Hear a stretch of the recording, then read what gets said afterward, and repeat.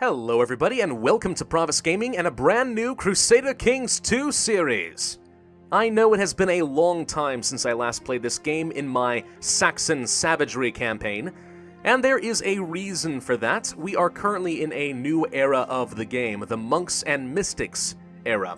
That expansion was released a few months ago, and when I first tried it out in my own time, I will admit I found it to be somewhat lackluster and probably the weakest expansion that Paradox has released, and for that reason, I couldn't really think of a good series to do.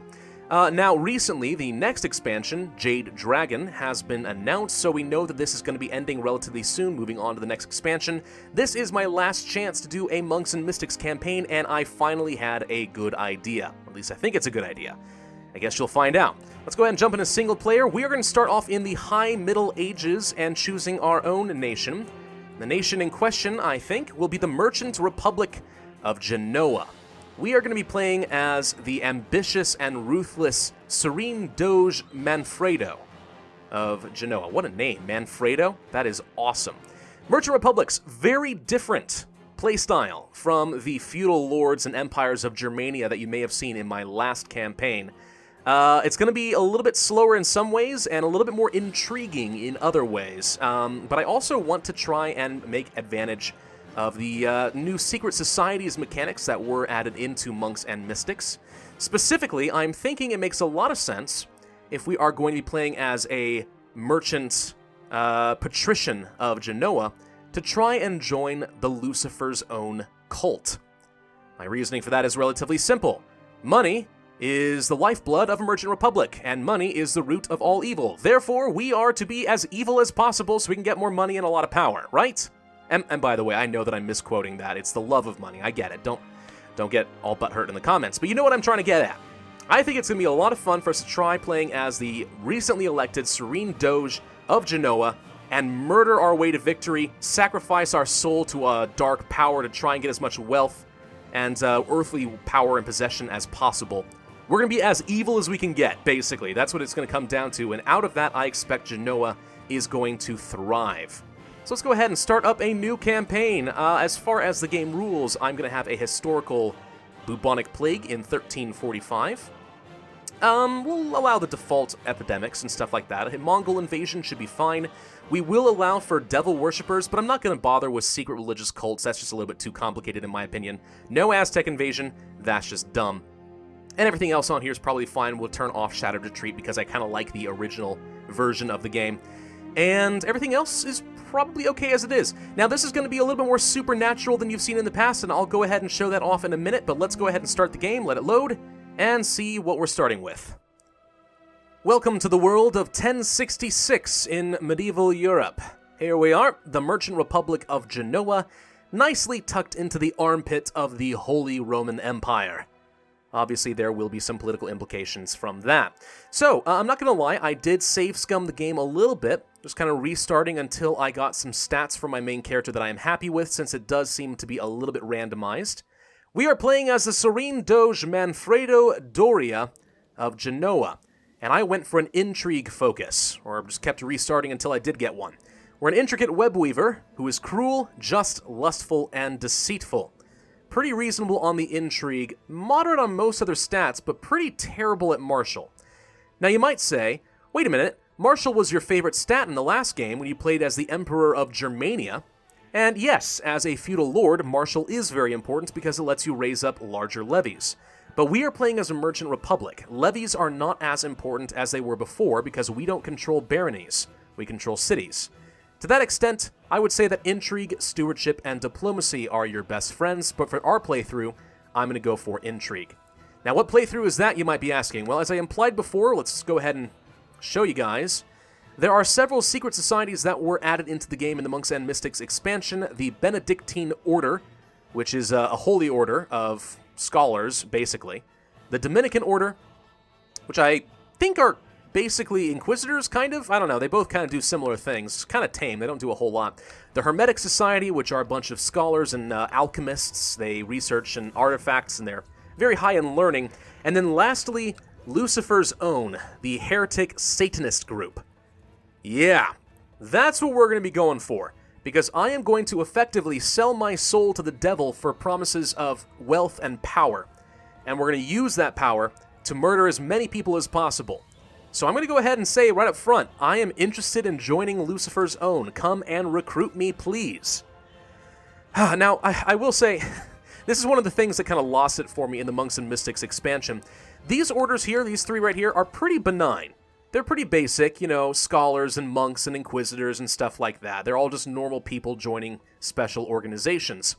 Lucifer's own is, at least at the beginning, when this expansion was first released, I don't know if they've patched it since, was a little bit OP because it actually does have magic. If I sacrifice people to the devil, I actually will be able to summon demons and familiars and possess people and stuff like that using actual dark powers from hell. For me personally, that kind of ruined the whole suspension of disbelief and turned this into a weird fantasy game. But for this particular playthrough, I think it kind of works. So we're going to stick with that. Keep in mind, you could turn this off if you wanted to. They added that feature in, which I think is very good. But that's what we're going to be going for. That's why I want to have high intrigue, because I am planning on using that to kidnap and murder as many people as possible.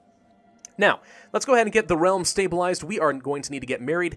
Now, I could use the marriage finder tool to find a noblewoman, but then I would have to pay a dowry for my wife, right? Like 100, 200 ducats, depending on who I marry. Probably not how I want to spend my early money. So instead, let's look at court and see if I can find a woman. Uh-oh. Oh, we have one woman. One woman! Ginevra. Okay, she is a 16-year-old lowborn, so that means I don't have to pay a dowry. I get to marry her for free. She is a flamboyant schemer. Okay, that's convenient. Content, humble, and diligent.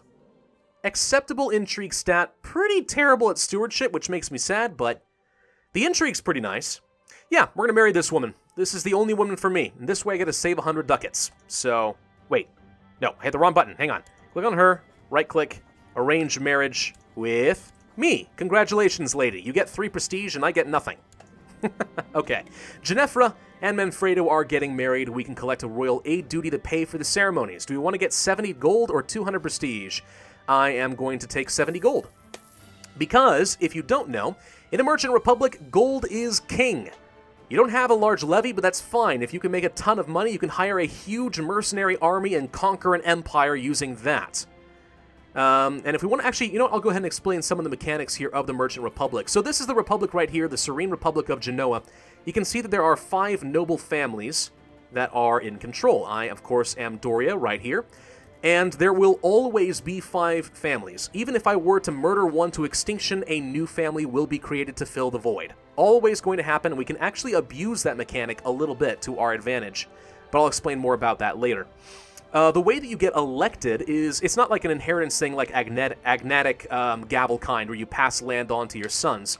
The way that this is going to work is whoever has the most respect when I die will become the new Grand Doge of Genoa. So for example, you can see here, this is my father, who is my only heir because I have no children.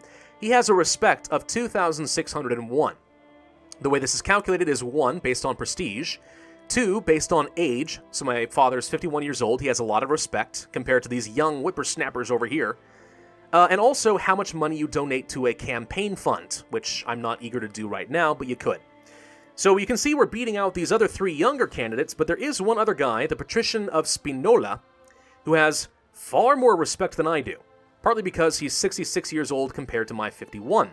That means if I die, he will become the new Grand Doge. That's the idea behind the Republic.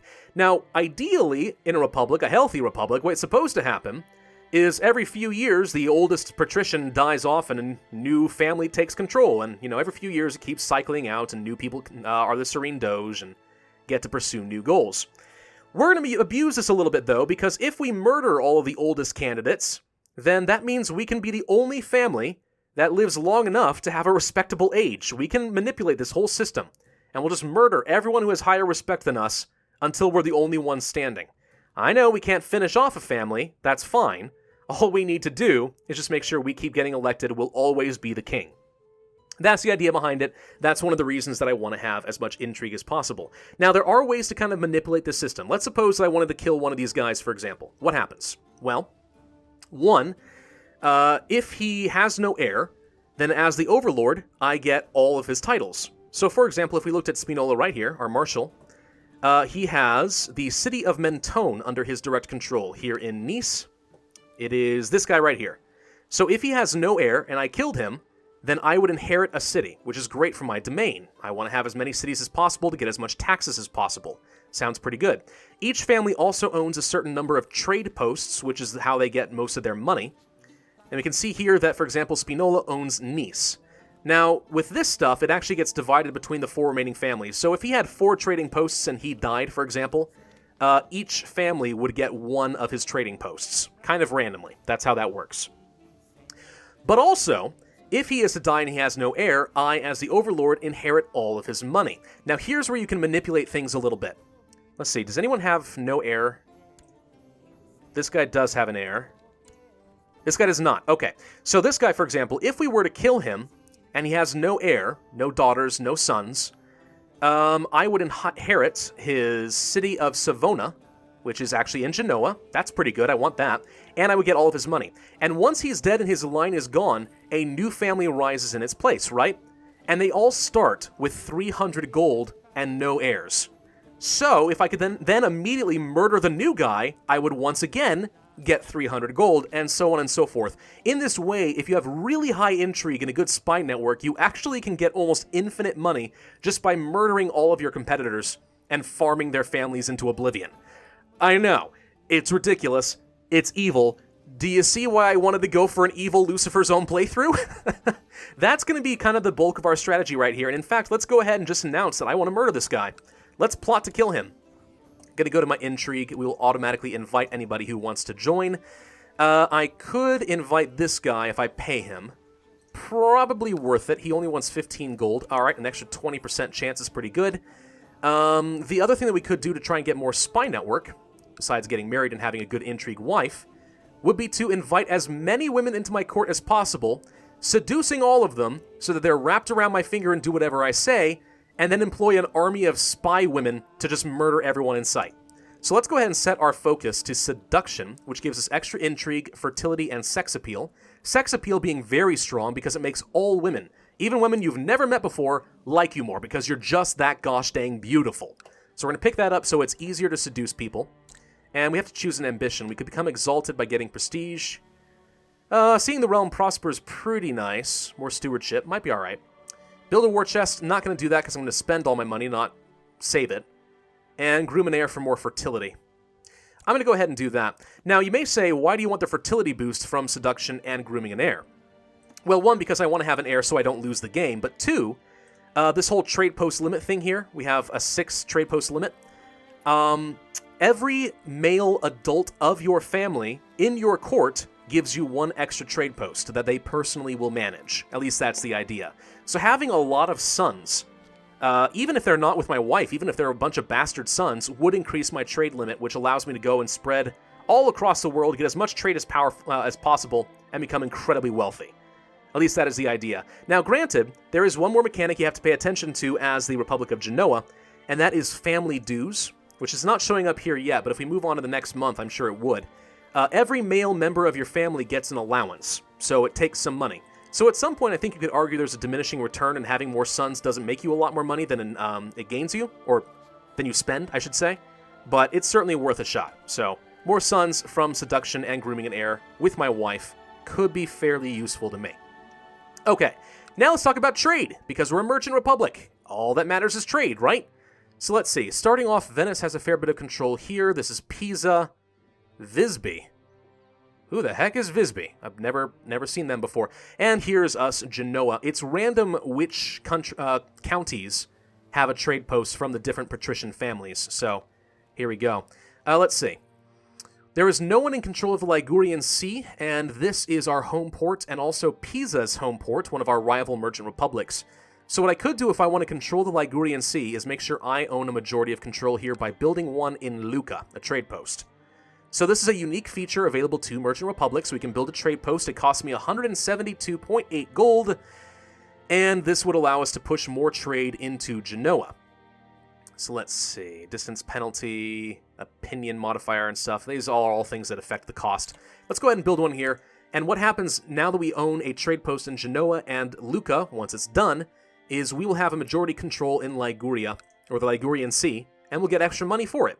Now, I would argue that it is important to have as many connecting provinces to your capital as possible, and as many that I own directly as possible. So what we could try doing here, actually, if we want to control the Côte d'Azur, is we could build a trade post here in Corsica and in Provence.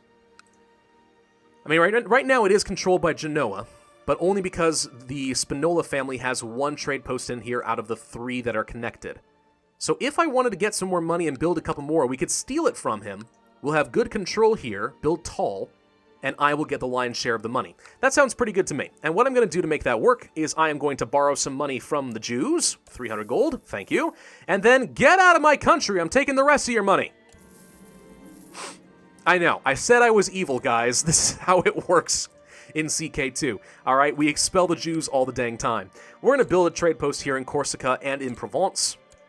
It's going to cost me a fair chunk of money, but by the time that all 3 of these are done, I will have direct control over both of these trade zones, and we'll see that our trade income here will go up. Right now it's 11.73. I'm expecting it to be somewhere on the order of 40 or 50 by the time we're done with these 3 new trade posts. That's pretty useful, I think. All right, what else do we need to do? We need to recruit a court physician. I guess I'll go ahead and put the word out that I want to hire somebody. Title loss on succession, probably not a big deal until I get an heir. My father should get married? Maybe. Special actions possible. Set crown focus in Genoa. Good. We'll try to make its prosperity go up a little bit. Titles, don't care. Children lack a focus. My half-brother. He's willful, brooding, and conscientious. That's actually pretty good. That's really good. Wow, good for you. What focus do we want? Idolizer, not learning. Humility, I don't like timid. Etiquette, playful or indolent. Those could be alright. Struggle, no. Pride, no. Thrift. Curious, that's not bad. Or fussy could develop. Patient, greedy, or paranoid. Thrift wouldn't be bad. Etiquette also might be okay. Could develop charitable. I hate slothful and gluttonous, though.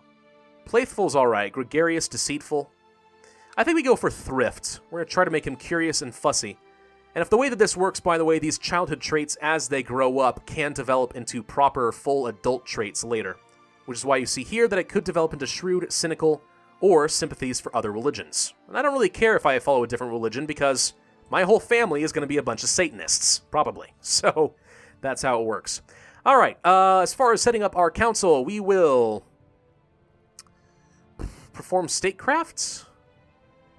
This is new, actually. That was added in the expansion. If your counselors are not doing one of these 3 functions, they actually are doing something by default. So in this case, there's a chance of improving relations with just random vassals, rulers, and other people. We could try to improve diplomatic relations. We could fabricate a claim, don't care, dissent, I think we'll let him do what he's doing there. Marshal, I will have research military tech, because I don't care about levies that much. Steward can collect taxes for extra cash. Spy Master will study technology in... Can I not? Oh, interesting. I don't think I can study technology there. Alright, then I'm going to have you build a spy network in my capital so I can murder people better. And for the court chaplain, I'm going to improve relations with the Pope. Because even though I don't respect the Pope and I'm evil, we're still going to want to make sure that he doesn't, like, excommunicate me publicly or anything stupid like that, right? Nothing else here I think matters all that much. We haven't even really started much of the game, but I hope you guys are getting a sense of what's going on. What should I do with my remaining 287 ducats? We could try getting our self-control of another trade zone. Could start building over here to try and make sure I have family control over here.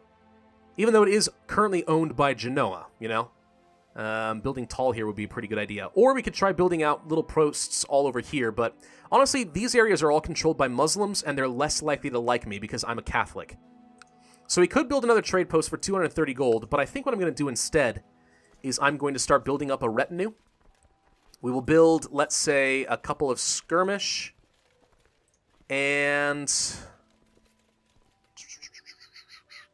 maybe some pikes? Pikes would be okay. Yeah, some skirmish and pike retinues. And the reason I'm doing this is because I want to have a basic army that is really cheap for me to control, that it doesn't require levies, so that factions are not likely to develop and try to overthrow me. that is the beginning of the game. We have been not doing really much of anything this entire time. But there we go. There we go. Finally getting started with the game. Word has reached you of a much beloved old woman named Agalina, who resides in a nearby village.